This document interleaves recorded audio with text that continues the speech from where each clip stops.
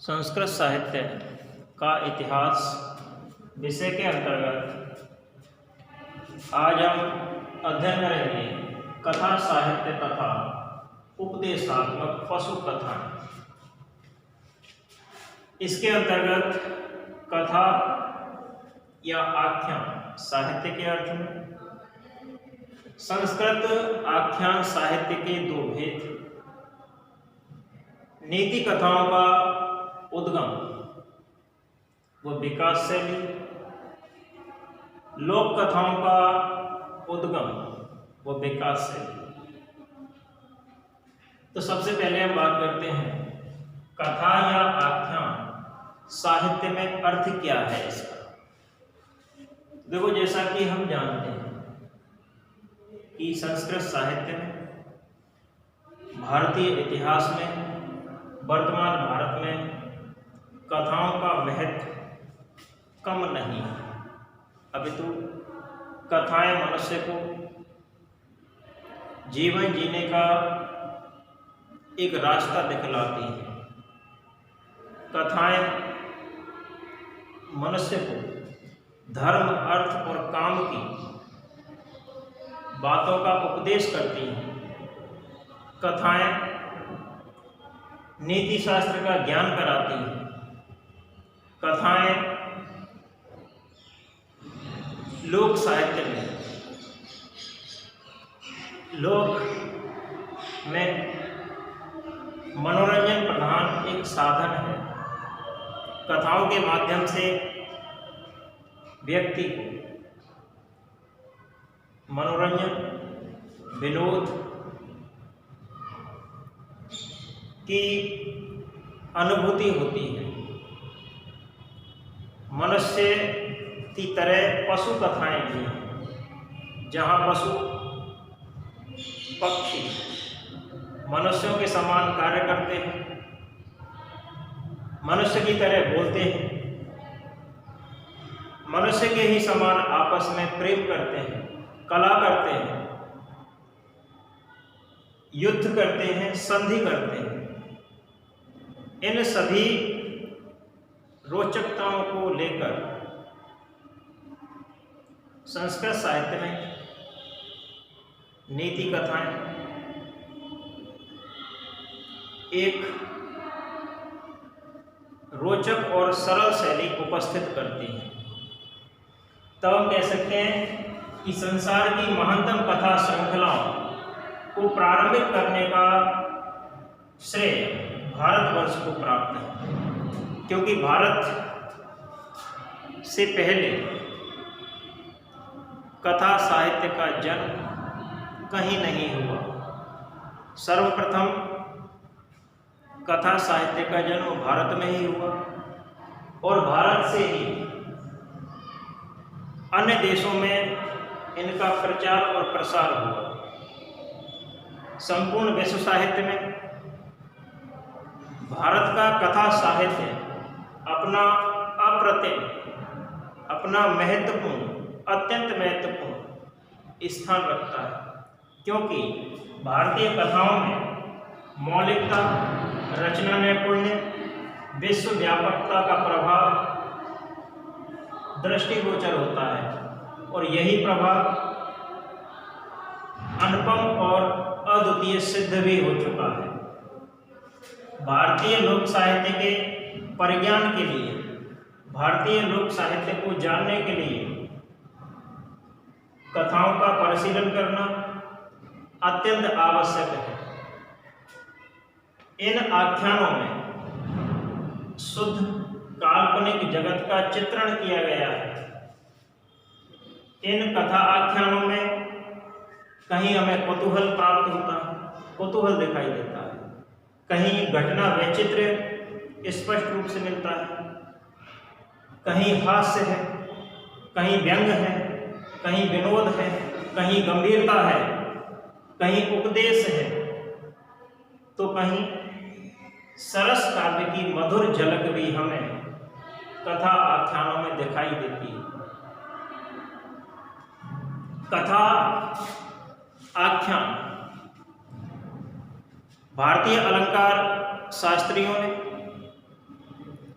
लोकप्रिय और उपदेशात्मक जंतु कथाओं के माध्यम से भी, या कह सकते हैं हम कि लोकप्रिय और उपदेशात्मक जंतु कथाओं में भी कोई भेद अलंकार शास्त्रियों ने नहीं माना।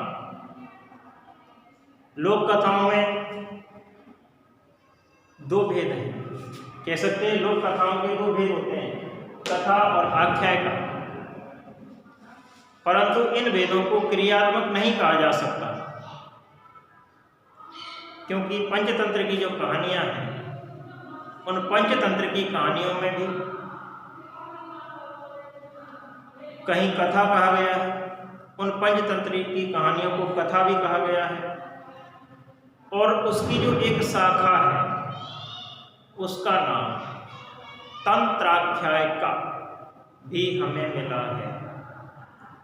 तो आख्यायिका का जो अर्थ है आख्यान से होता है, वर्णन से होता है, और कथा संवाद या कहानी को कहते हैं। आख्यायिका का अर्थ आख्यान या वर्णन।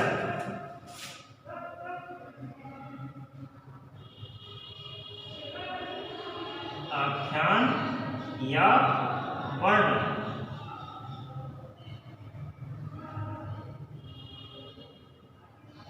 और कथा का अर्थ संवाद या कहानी।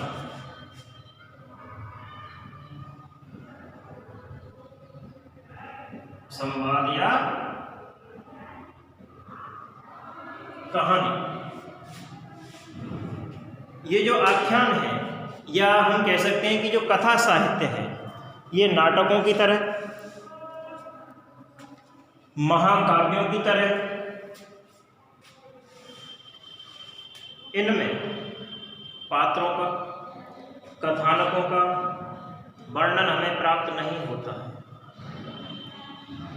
लेकिन निश्चित रूप से ये आख्यान शुद्ध काल्पनिक जगत का एक चित्र प्रस्तुत करते हैं। तब आगे हम बात करें संस्कृत आख्यान साहित्य के दो भेद। तो संस्कृत के जो आख्यान हैं उनकी मौलिकता, मनोरंजकता, इन दोनों की ही संपूर्ण संसार ने मुक्त कंठ से प्रशंसा की है। तब इस आख्यान के हमें दो भेद मिलते हैं, नीति कथाएं और लोक कथाएं। नीति कथा, नीति या सदाचार का उच्च आदर्श उपस्थित करती है, जबकि लोक कथाएं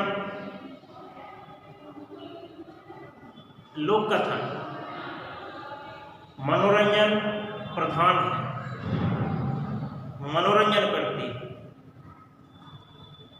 लोक कथाओं के जो पात्र हैं पशु पक्षी न होकर मनुष्य होते हैं, जबकि नीति कथाओं में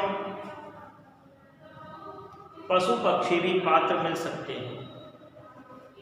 तब हम कहें कि नीति कथाओं का उद्गम और भाषा से, नीति कथाओं का उद्गम और भाषा से।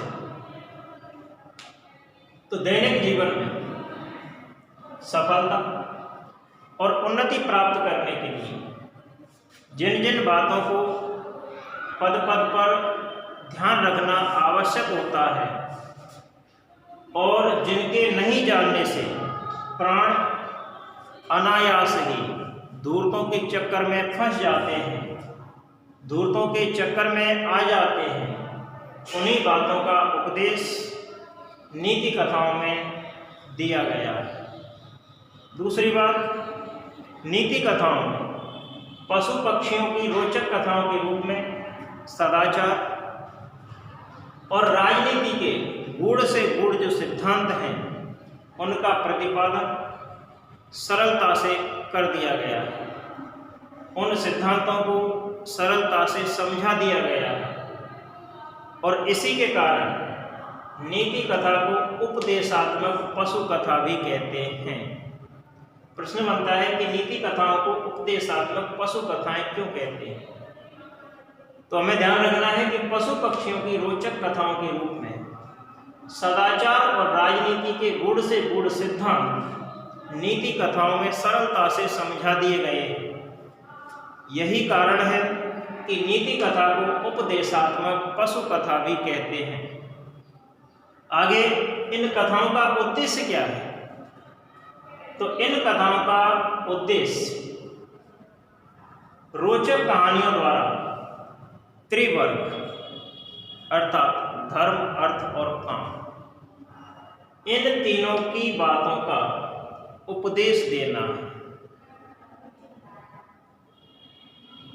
अब अगर हम पूछें कि नीति कथाओं का प्रतिपाद्य विषय क्या है, तो नीति कथाओं का मूल प्रतिपाद्य विषय है सदाचार, राजनीति और व्यवहारिक ज्ञान। तब हम कह सकते हैं कि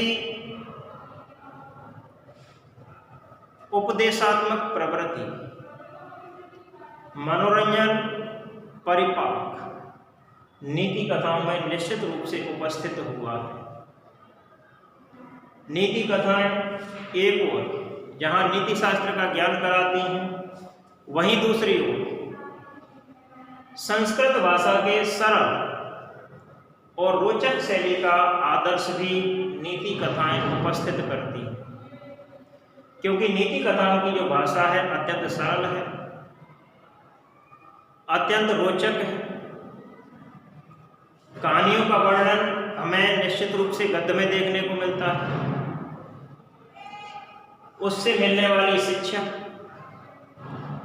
नैतिक उपदेश का जो संकलन है पद्य में किया जाता है।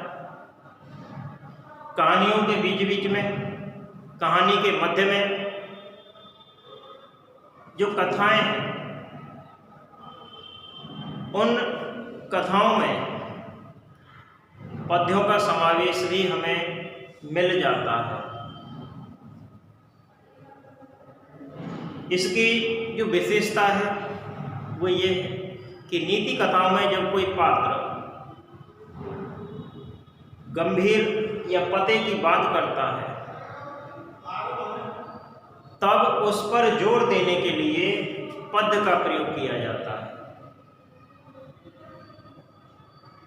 मुहावरे, लोकोक्तियां, रोचक दृष्टांत, ये सारी चीजें, ये सारे उदाहरण हमें नीति कथाओं में देखने को निश्चित रूप से मिलते हैं। नीति कथाओं में मूल रूप से हम कह सकते हैं कि एक प्रधान घटना के साथ, एक प्रधान कथा के अंतर्गत कई अन्य जो गौण कथाएं होती हैं, उन गौण कथाओं का भी समावेश मिलता है। मुख्य कथा के जो पात्र हैं, अपनी बात को रखने के लिए, अपनी बात के समर्थन के लिए बीच बीच में कई उपकथाएं भी कहने लगते हैं। यही नीति कथाओं का महत्व है। आगे हम बात करें लोक कथाओं का उद्गम और भाषा शैली। तो सबसे महत्वपूर्ण बात कि उपदेश प्रधान जो नीति कथाएं हैं, उनके अतिरिक्त मनोरंजन करने वाली कथाएं भी संस्कृत साहित्य में हमें दिखाई देती हैं। नीति कथाओं जैसी विशेषताएं लोक कथाओं में भी दिखाई देती हैं, लेकिन दोनों में मूल अंतर क्या है? दोनों में केवल एक ही अंतर है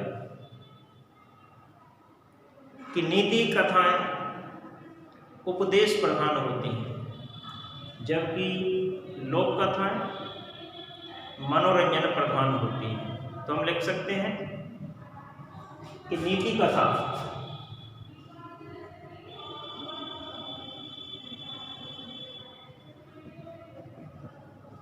और लोक कथा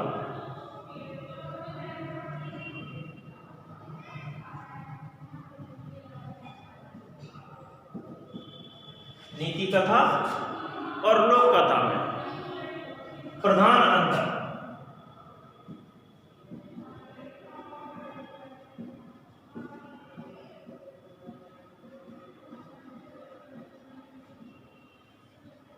प्रधान अंतर यही है। प्रधान अंतर क्या है कि नीति कथाएं उपदेश प्रधान होती हैं। नीति कथाएं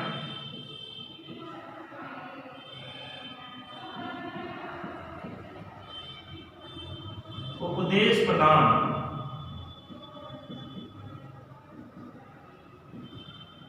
होती हैं, जबकि लोक कथाएं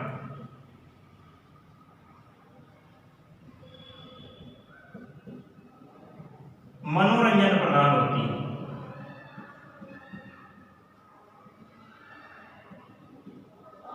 मनोरंजन प्रधान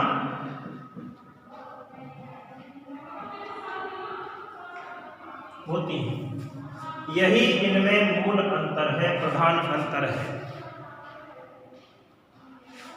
लोक कथाओं के पात्र पशु पक्षी ना होकर मनुष्य होते हैं। ये भी लिख सकते हैं हम, लोक कथाओं के पात्र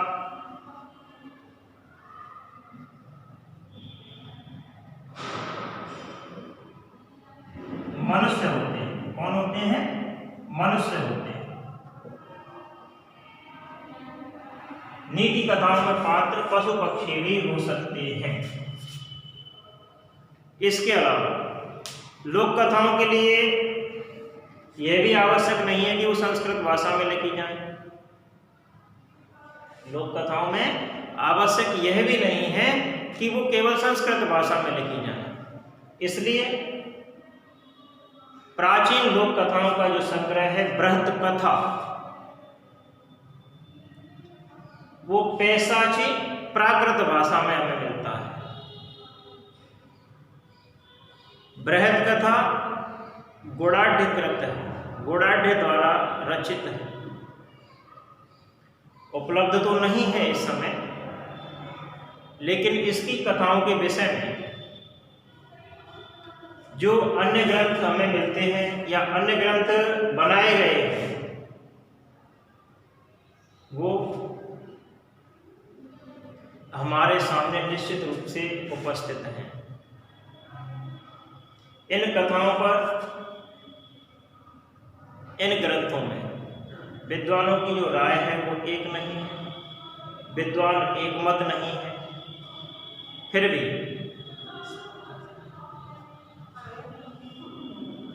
इनका जो लेखन है वो निश्चित रूप से पैशाची प्राकृत भाषा में है।